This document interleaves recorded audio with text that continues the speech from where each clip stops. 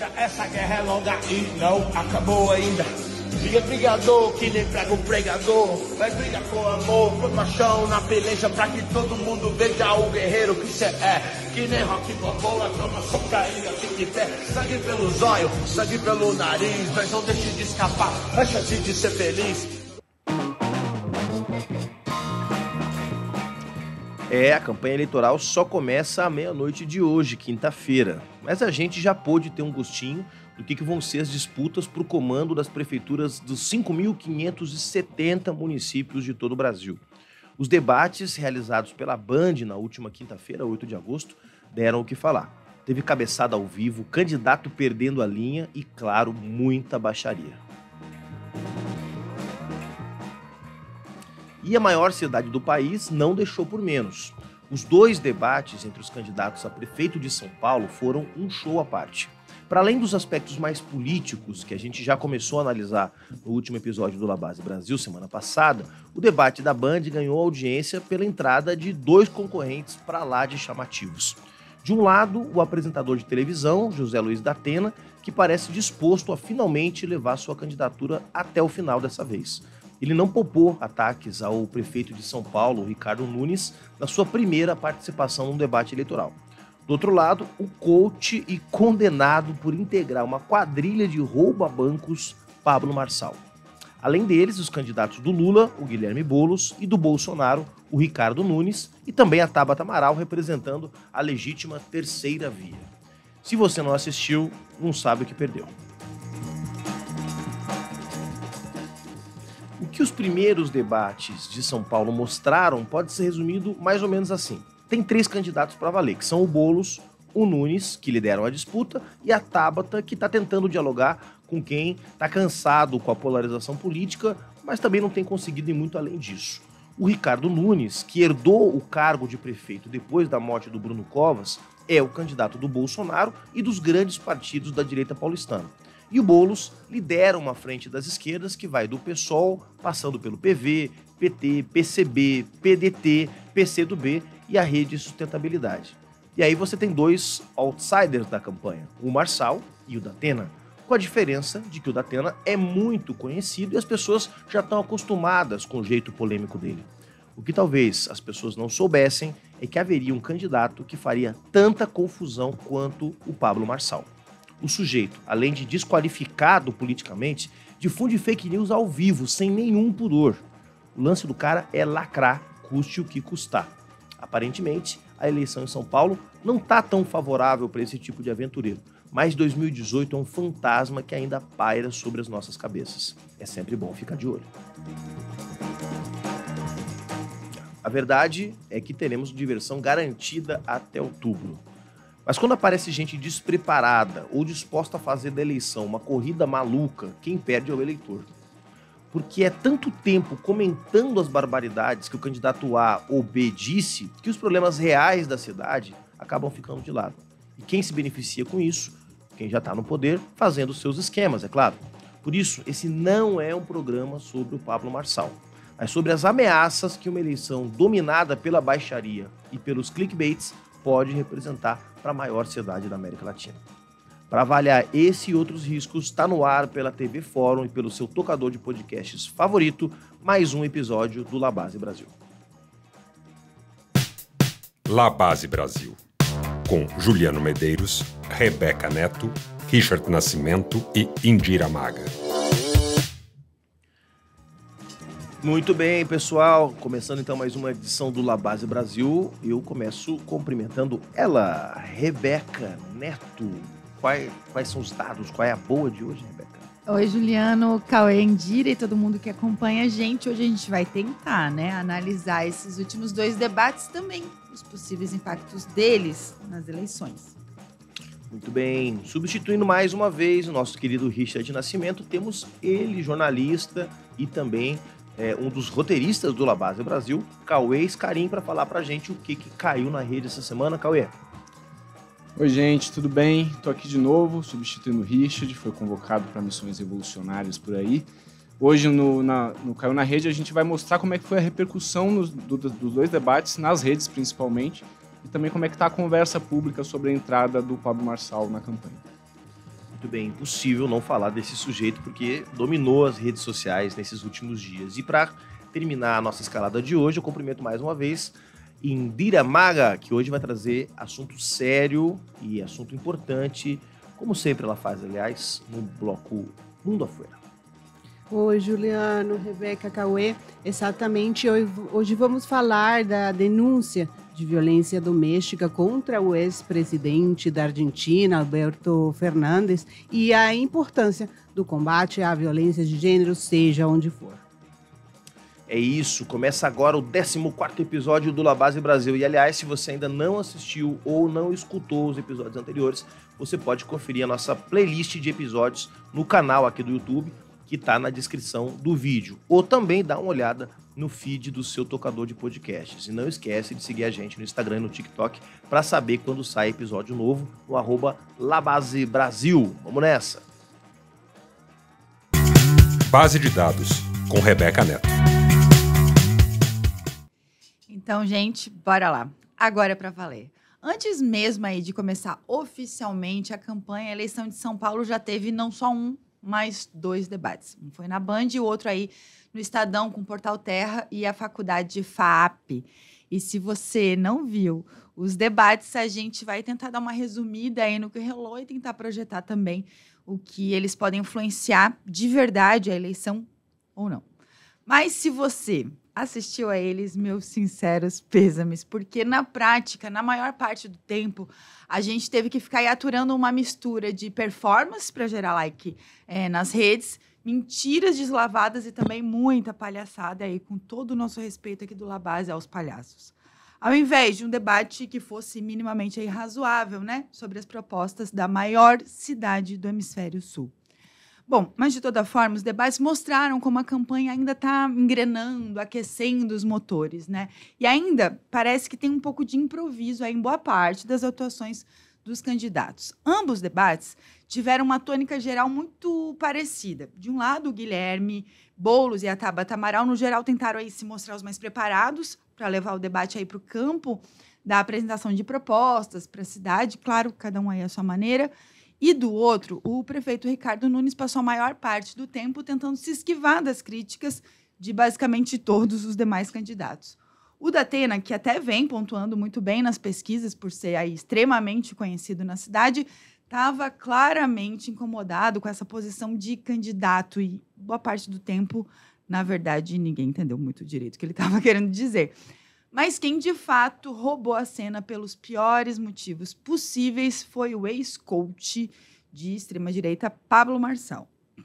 A atuação dele, em ambos os debates, teve uma orientação muito evidente, que era de causar ao máximo, tocar fogo aí na conversa da forma mais absurda possível para se tornar o centro das atenções. E a gente não tem como mentir, para o bem ou para o mal, ele de fato conseguiu isso. E no caso do debate do Estadão, também participou a Marília Helena, do Novo, que, sinceramente, ninguém se importa, ninguém liga. Beca, e o Marçal ter conseguido concentrar tanta atenção nos primeiros debates não é ruim só porque ele rebaixou totalmente o nível da conversa, com uma profusão de mentiras e tentativas toscas de transformar tudo num meme. O principal fator negativo disso é que, com todo mundo falando dele, as pessoas podem se esquecer que a disputa da esquerda, pelo menos por enquanto, é contra o prefeito Ricardo Nunes, que, aliás, passou quase despercebido até agora. Ele é o grande beneficiário da entrada em cena do coach bolsonarista. Pois é, Juliano. O Marçal acabou virando a sua mira direto para o Boulos, inclusive, disse aí com todas as letras nesse último debate, esse do Estadão, que o seu objetivo na eleição é impedir a vitória do candidato do PSOL. Daria até para dizer que, depois dessa fala, o Marçal é oficialmente o candidato fake nessa eleição, né? É bom lembrar que ele é muito próximo de Bolsonaro e, supostamente, o ex-presidente negou apoio ao coach em nome de um acordo com o prefeito Ricardo Nunes. Mas, ao que tudo indica, isso não impediu que o bolsonarismo raiz desse um jeito de influenciar a eleição de São Paulo com os mesmos métodos que a gente viu em 2018 e 2022. Pois é, Cauê. De um lado, o Bolsonaro está oficialmente na campanha do Ricardo Nunes, né? Pousando aí ao lado do prefeito em fotos e, enfim, etc. De outro lado, um bolsonarista mais tradicional, digamos assim, tenta bagunçar o debate e tirar o foco do que realmente importa. É claro que a gente não pode nunca subestimar esse tipo de candidato, porque a nossa história recente provou isso. Mas, no fundo, quem mais se beneficia disso tudo é exatamente o Ricardo Nunes, como disse o Juliano, que consegue aí passar pelos debates quase sem sofrer maiores danos aí à sua imagem, enquanto o Marçal tenta transformar o Boulos no seu alvo predileto da eleição. Algumas pessoas argumentam que o crescimento de outros nomes da direita, como o Marçal e o próprio Datena, tira votos do Nunes no primeiro turno. E isso é verdade. Mas isso, pelo menos por enquanto, é algo pequeno e que nem de perto é o suficiente para tirar o prefeito do segundo turno. Então, se nada mudar, esses votos tendem a voltar para o Nunes, principalmente se o primeiro turno da eleição não focar no principal, que é a avaliação da atual gestão de São Paulo, né, e os escândalos que acabam envolvendo o prefeito. O Ricardo Nunes joga parado. Ele confia que, do jeito que as coisas estão, pode vencer o Boulos no segundo turno. Então, para ele, né, quanto menos se falar dele, melhor.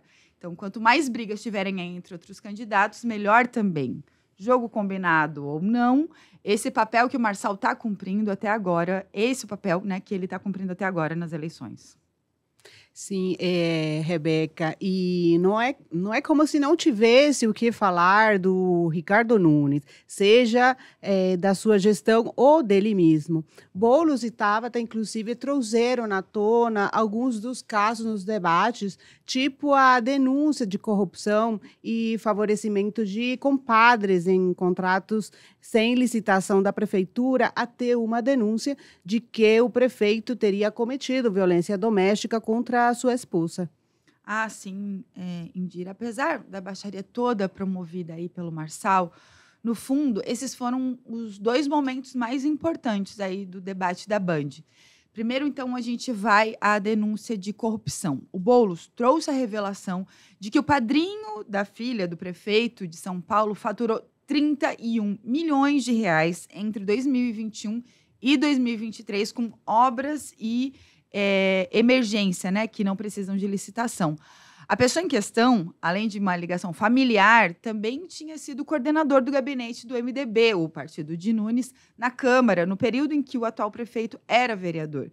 No debate, né, quando o Boulos apresentou a denúncia e pediu que o público, então, procurasse os termos, entre aspas, Ricardo Nunes, compadre, no Google, o prefeito deu aquela desconcertada e descreveu o amigo como uma pessoa trabalhadora que conhece há muitos anos.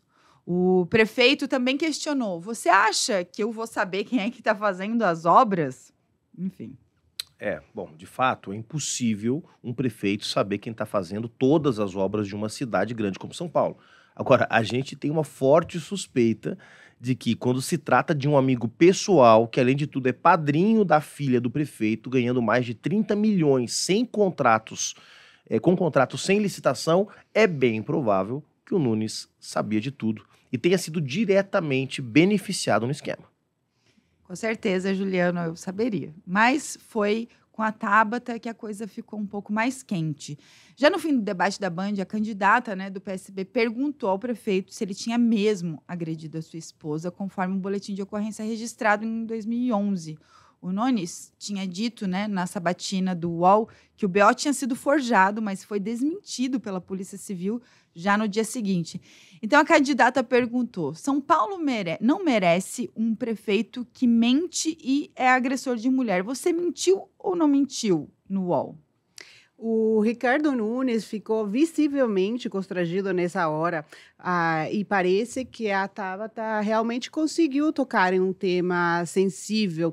E não só essa história do boletim de ocorrência supostamente forjado não pegou, como também no debate viralizou ainda mais nas redes o teor do documento, que mostra Nunes inconformado com a separação com a esposa e também que ela sentia medo, né, do marido. É bem pesado, né, Indira?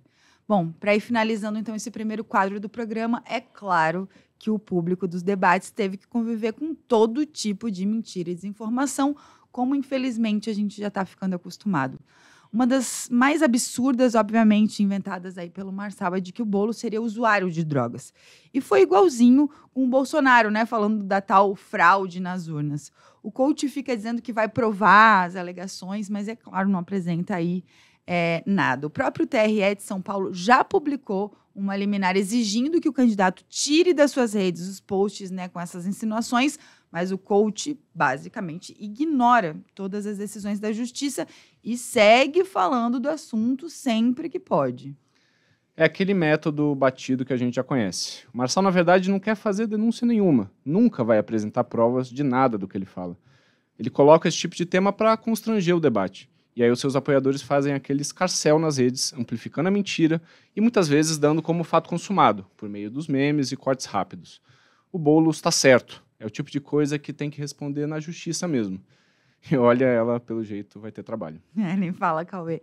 E falando disso, o papel das redes sociais nisso tudo é bem central. Cada vez menos gente assiste, né, aos debates, principalmente os que são feitos tão tarde da noite como esse da Band. Então, o que mais importa, de verdade, é a repercussão disso, especialmente aí nos meios digitais.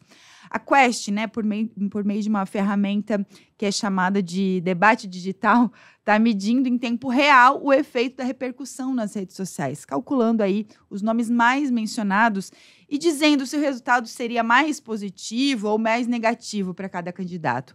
No primeiro debate, o Marçal foi o que mais recebeu menções aí na plataforma dessas redes, com 3,4 milhões, sendo que 58% teriam sido positivas. É bom lembrar que essa é uma análise feita de uma forma mais automatizada, né? Então, que raramente aí consegue captar todas as nuances do debate nas redes. E, além disso, ela também pode ser distorcida por causa de uma atuação que, né, poderia haver de usuários mais organizados aí para aumentar a proporção de menções positivas. Só que, mesmo assim, ela indica um pouco do que a gente falou aqui. O coach foi para o debate para isso mesmo. Beca, numa sociedade tão digitalizada como a que a gente vive em 2024, a disputa muitas vezes é puramente por atenção, mesmo que seja de forma bizarra ou mentirosa. Se você domina a agenda que está sendo debatida, você pode influenciar no rumo de uma eleição. E assim o público acaba aos poucos normalizando esses absurdos. Foi assim com o Bolsonaro, embora o contexto fosse bem diferente. A gente não está dizendo aqui que o Marçal vai para o segundo turno, nem alimentando qualquer alarmismo prematuro. Mas a nossa tarefa é não cair nessa armadilha e fazer o debate público se concentrar ao máximo nas questões que mais importam, de verdade, para a população de São Paulo. Obrigado, Beca. Agora a gente vai ao quadro Caiu na Rede com o Cauê Scarim. Caiu na Rede. Bom, como era de se esperar, em uma eleição como essa, as redes vão sendo, aos poucos, tomadas pelo clima eleitoral. Eu confesso a vocês que esperava que a disputa aqui em São Paulo teria esquentado antes, mas agora não tem mais volta. A gente vai nessa toada até o fim da eleição. Para começar o nosso giro aqui sobre a repercussão dos debates, vou pegar o gancho no que o Juliano falou no final do primeiro quadro. No debate dessa semana, do Estadão, uma das cenas mais virais foi quando o Marçal tirou uma carteira de trabalho no meio de um embate com o Boulos, usando daquela máxima tosca da direita de que quem é de esquerda não trabalha. O candidato do PSOL, depois de aguentar por algum tempo os absurdos do coach bolsonarista, acabou tentando arrancar da mão dele o documento e a direita fez a festa nas redes. Numa entrevista depois do debate, o Boulos respondeu sobre o assunto. Vamos assistir nesse vídeo do Brasil de Fato. Uma pessoa vem na tua frente, mente de maneira descarada, te ataca, te provoca, ninguém tem sangue de barata, precisa ter um mínimo de indignação. O que me espanta é que essa indignação não seja de todos que estavam assistindo o debate. Esse candidato já foi condenado 2 vezes na justiça a retirar das redes sociais as mentiras que ele tem colocado. Sabe, essa tática é velha. O que a gente tem que tomar cuidado é para não naturalizar o absurdo. Nós já vimos o preço que o Brasil pagou por ter naturalizado o absurdo com o ex-presidente da República. É isso que está acontecendo aqui de novo. E vai fazer isso porque é isso que dá ibope. Acho que a tua primeira pergunta aqui foi essa. É isso que dá atenção de vocês, é isso que dá atenção no algoritmo da rede social. Eu não vou cair nessa. É exatamente aquilo que a gente estava dizendo aqui. O Boulos está certo. Tem hora que é importante mostrar a indignação com essa quantidade absurda de mentiras da direita. Não dá para deixar eles fazerem o que quiserem sem reagir. O custo pode acabar sendo alto demais. E é para isso que a gente tem que estar preparado. É isso, Juliano. O Marçal se orgulha de ser multimilionário depois de ter começado como uma pessoa simples, trabalhando em um call center. O que ele prefere não contar é que boa parte dos seus empreendimentos é alvo de diversos processos. Um dos mais graves, com certeza, é o caso de pelo menos 2 mortes envolvendo ex-funcionários de Marçal. A primeira pessoa morreu depois de participar de uma maratona surpresa de 42 quilômetros, promovida por uma das empresas do coach. Segundo uma amiga do homem morto, que também é ex-funcionária do Marçal, não teve nenhum preparo adequado e os funcionários eram basicamente obrigados a participar desse tipo de coisa. Outra morte foi de um técnico de audiovisual que se acidentou durante o trabalho. Os relatos de diversos veículos de imprensa são de uma rotina assustadora dos funcionários do coach, envolvendo um domínio excessivo da vida deles e assédio moral de toda a ordem. Aí assim, né, Cauê? O cara que mostra a carteira de trabalho é um milionário acusado de ser responsável por morte, assédio e outras coisas, que enriqueceu à custa de vender curso e palestra messiânica de coach com todo tipo de mentira.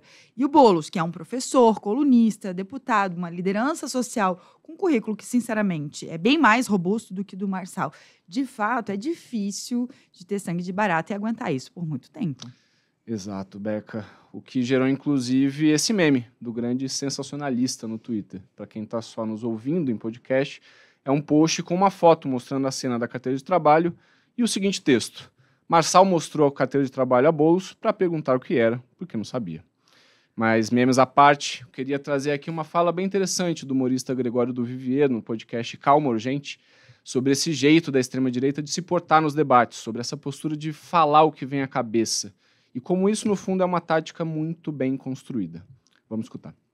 Toda essa extrema-direita nova, que chamam de alt-right, ela tem muitos recursos humorísticos, não necessariamente tem graça, mas as pessoas que gostam deles riem. Muita gente então chama de palhaço, mas tem uma diferença entre o palhaço e o bufão. É que o palhaço, ele ganha as pessoas pela vulnerabilidade, pela empatia com a sua vulnerabilidade, ele é despido e ele conecta a própria vulnerabilidade com a vulnerabilidade de quem tá vendo, e você se sente irmanado pelo que você tem de mais vulnerável, de mais frágil. E o bufão é o contrário. O bufão, ele em geral, explicita a vulnerabilidade do outro com uma personalidade meio narcísica e meio surda, sem escuta, sabe? Ele trabalha quase sempre com escatologia ou com morte, com valores negativos, assim. E você ri dele, mas você ri com desprezo. Você não quer levar ele pra casa. O palhaço quer levar pra casa, o bufão não. Pensa no Chaplin, palhaço, quer levar pra casa, fofo. E pensa no Borat. Você não quer ser amigo dele, você não quer levar pra casa, você sofre. Você vê, mas você vê como quem vê um acidente. O bufão, em geral, é assim. Não acredito que esse cara tá fazendo isso. Em geral, você faz isso com o bufão. Não.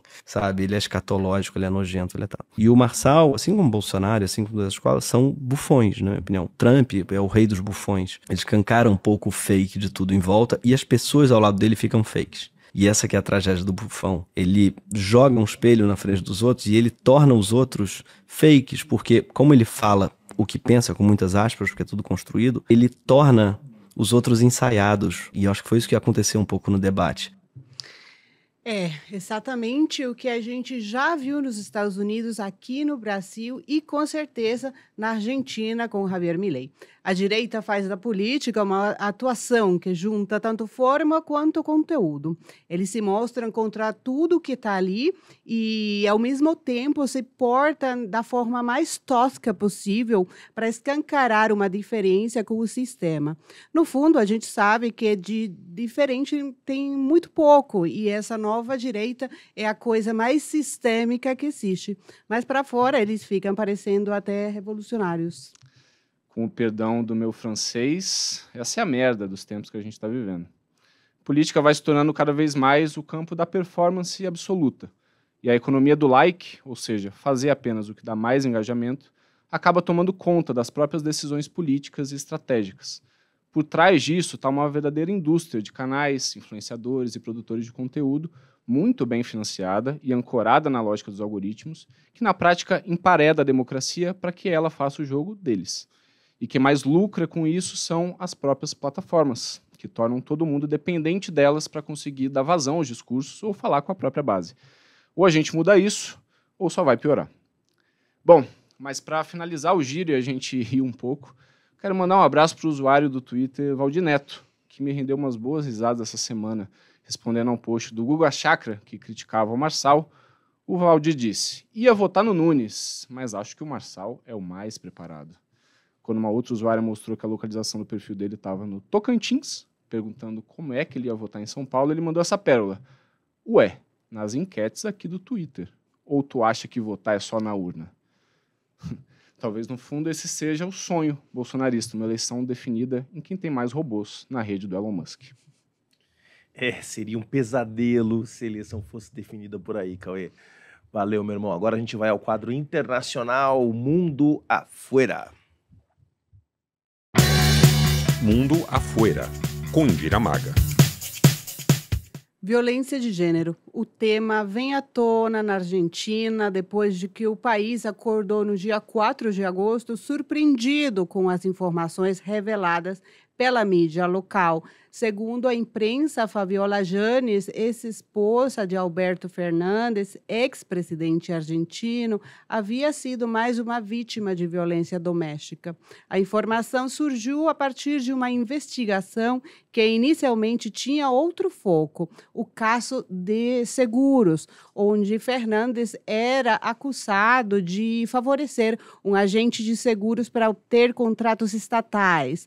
Durante a investigação, mensagens e fotografias encontradas no celular de uma ex-secretária do ex-presidente revelaram indícios de agressão física e psicológica contra Janes.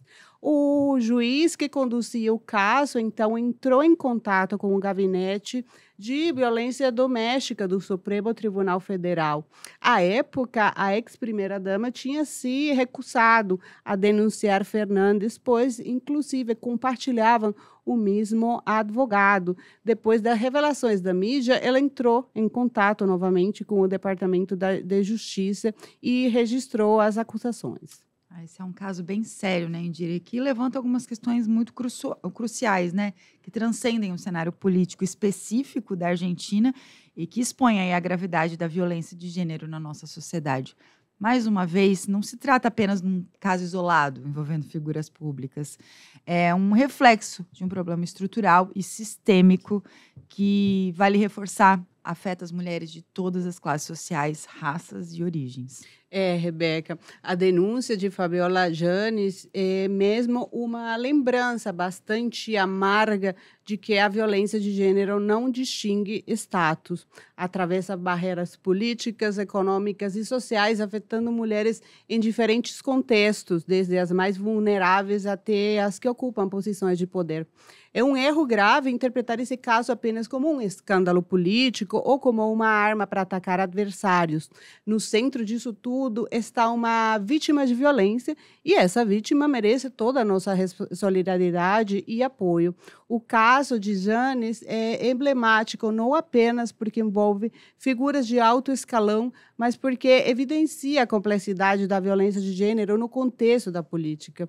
Em uma sociedade onde as políticas de gênero ainda são vistas por muitos como secundárias ou desnecessárias, a denúncia de uma ex-primeira-dama contra um ex-presidente revela as contradições e desafios que enfrentam as mulheres que tentam se posicionar contra seus agressores, especialmente quando esses agressores ocupam posições de poder e influência. Indira, a questão da violência de gênero ainda é muito complexa quando se considera, né, as interseções ainda de classe e raça, por exemplo. Embora o caso da Fabiola Janes tenha recebido atenção significativa, muitas mulheres enfrentam a mesma situação, só que não têm a mesma visibilidade ou acesso à justiça. Vale lembrar que mulheres de classes sociais mais baixas, especialmente aquelas que são pertencentes a grupos raciais mais marginalizados, acabam enfrentando obstáculos maiores, né, quando tentam denunciar os seus agressores. E as diferenças são bem gritantes no tratamento, Rebeca. Dados alarmantes mostram que 1 em cada 2 mulheres que estão ou estiveram em um relacionamento viveu ou vive algum tipo de violência de gênero ao longo da sua vida. As informações são da própria Pesquisa Nacional de Prevalência de Violência de Gênero, realizada pelo ex-Ministério das Mulheres, Gêneros e Diversidade e pela iniciativa Spotlight em 2022, lá na Argentina. Também, de acordo com os dados do Supremo Tribunal de Justiça do país, a cada 30 horas morria uma mulher argentina vítima de violência de gênero. E aqui temos uma ironia daquelas lamentáveis, porque foi justamente no governo de Fernandes, em 2019, que se criou o Ministério de Mulheres, Gênero e Diversidade. Também foi durante a gestão dele que o aborto foi descriminalizado, e não foram poucas as vezes em que o ex-presidente discursou se dizendo um grande aliado do feminismo. Indira, parece que vai piorar, porque o Ministério das Mulheres, é bom destacar, foi completamente dissolvido pelo governo de Javier Milei. Pois é, Cauê. Por isso que é importante que a gente lembrar que no contexto político é evidente que a violência de gênero não é exclusiva de um partido ou ideologia. Ela é transversal, afetando mulheres em todos os espectros e em diferentes níveis de poder. Mas a escolha pelo aprimoramento de mecanismos para a defesa das mulheres, sim, ela tem lado daqueles que defendemos seus direitos. A denúncia de Janes mostra como o tratamento que a sociedade e os meios de comunicação dão revela um viés preocupante. Quando uma figura política é acusada de violência, as reações tendem a ser polarizadas, com os partidos do acusado se apressando em defender a inocência e os opositores em usar o caso como munição política. E é claro que essa abordagem acaba desumanizando a vítima e escondendo a verdadeira questão em jogo, a persistência da violência de gênero como uma ferramenta de opressão. E, com isso, a gente não quer dizer que o atual governo sobre a liderança de Milei está isento de críticas. Pelo contrário, porque a decisão de desmantelar o Ministério das Mulheres, Gêneros e Diversidade é um retrocesso preocupante, especialmente em um momento em que o país precisa de mais recursos e apoio para combater a violência de gênero e não menos. E esse desmonte envia uma mensagem perigosa que o combate à violência contra as mulheres não é uma prioridade. Isso todo num país onde os feminicídios ainda são uma realidade diária, como a gente já viu, se torna ainda mais inaceitável. Indira, e o que não falta aqui são oportunistas que nunca apoiaram a luta das mulheres por mais direitos, ao contrário, sempre estiveram atacando e reduzindo a importância do feminismo, mas que agora se colocam como os grandes detratores do machismo só para poder atacar os seus adversários políticos. O mais puro cinismo, Juliano. É óbvio que Alberto Fernandes também contribuiu com suas declarações lastimáveis. O ex-presidente chegou a dizer que a mãe do seu filho estava passando por um momento psicológico difícil, que sofria de alcoolismo. Ou seja, como todos os agressores, percorreu os estágios de negação, contra-ataque e vitimização. E este comportamento acaba estimulando que a violência de gênero seja instrumentalizada para se atacar políticas públicas bem estabelecidas. Neste caso, a violência deve ser condenada em todas as suas formas, seja praticada por um político influente ou por uma pessoa comum. A mudança começa com o apoio às vítimas e a responsabilização dos agressores, elementos fundamentais para desafiarmos as estruturas que perpetuam a violência. Mas quando a gente falar em apoiar as vítimas, queremos dizer que isso exige mais do que reconhecer a sua dor. É imprescindível também questionar as condições que possibilitam a perpetuação dessa violência. Isso envolve a análise das desigualdades de poder dentro da política, a marginalização das vozes femininas e a manutenção de estereotipos de gênero que legitimam a violência. Embora as políticas públicas desempenhem um papel importante, elas não são suficientes por si só para gerar uma mudança significativa. A transformação real ocorrerá apenas quando houver um compromisso coletivo para mudar a cultura e as instituições que sustentam a violência de gênero. O caso de Fabiola Giannis está aqui para lembrar que a luta contra a violência de gênero é um esforço contínuo que requer vigilância constante e ação decisiva. Esse não é um problema que pode ser resolvido apenas por políticas governamentais ou intervenções judiciais, porque é uma questão que exige a mobilização de toda a sociedade. É isso, muito bom, muito importante esse alerta, Indira. A gente termina aqui mais um Labase Brasil. No roteiro e pesquisa, Cauê Scarim e Jana Maurer. A direção de produção é do Cláudio Zamboni.